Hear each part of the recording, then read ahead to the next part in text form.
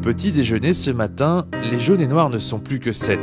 Jonathan Hiver est arrivé 2 minutes au-delà du délai hier à Bois d'Arcy et n'a pas été repêché. Un coup dur. On a appris hier soir dans le bus que Jonathan était hors délai.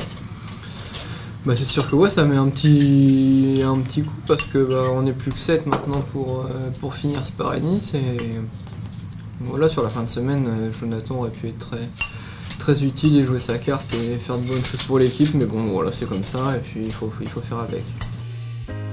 À l'arrière du peloton, au mauvais moment, seul face au vent, il n'a pas réussi à réintégrer le groupe Eto. Ça fait partie du vélo malheureusement, c'était une seule journée pour lui.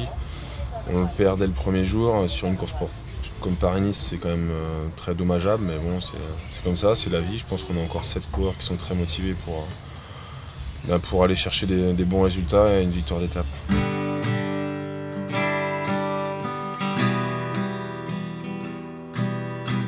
Qu'il soit 8 ou 7, la combativité devrait être la même, car aujourd'hui, la pluie ne devrait pas cesser de tomber. S'il y avait de la pluie avec 0 vent, ça nous emmènerait jusqu'à l'arrivée, mais là c'est qu'il y a des risques quand même de bordure dans l'étape, ça va être assez dégagé, donc la pluie qui vient se mêler à tout ça, ça va être du sport sur 200 bornes. C'est la course au soleil, on va chercher le soleil. Bon, là il n'est pas là, mais un Paris-Nice réussi, c'est que dimanche à Nice on a le soleil. Avant d'attraper le soleil, les 200 km qui séparent Rochefort d'Amilly risquent fort d'être, comme hier, très piégeux. Il va falloir être aux avant-postes quand même parce qu'on a vu que les jambes c'est bien mais c'est aussi le placement qui joue dans ces courses-là, donc il faudra être très vigilant et à l'avant forcément.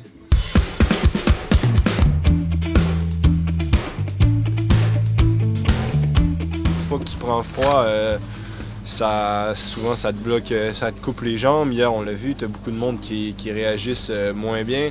200 bornes, il y a de quoi attraper très froid aujourd'hui, donc c'est vraiment une des tactiques, c'est la première tactique que chaque équipe doit faire, c'est vraiment bien s'habiller puis prévoir le coup parce que il va faire très froid. J'attends les mecs, ils osent pas se mouiller.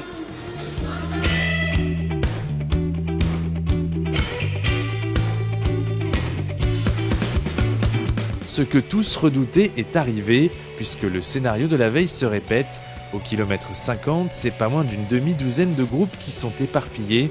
Dans les derniers kilomètres, un peloton de 80 coureurs se reforme, mais aucun jaune et noir n'y est présent.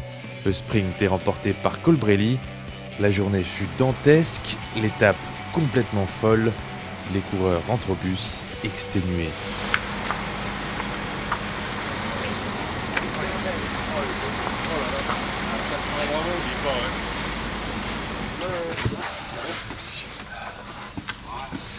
Merci. Tétanisés par le froid, c'est avec l'aide des assistants que les héros du jour se dévêtissent.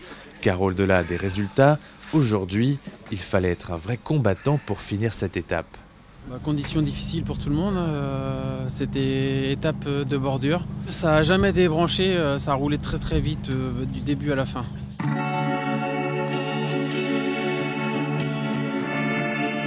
C'est au tour des mécanos d'affronter le froid et l'humidité. Pour eux, c'est une deuxième journée qui commence. C'est le nettoyage du matériel. Voilà, surtout avec une étape comme aujourd'hui, le matériel a reçu. Les vélos sont sales, on nettoie tout, on remet tout à neuf pour demain. Demain, 190 km séparent Chablis de Chalon-sur-Saône. Un parcours légèrement vallonné qui devrait théoriquement arriver au sprint pour que Brian Cocard puisse enfin s'exprimer.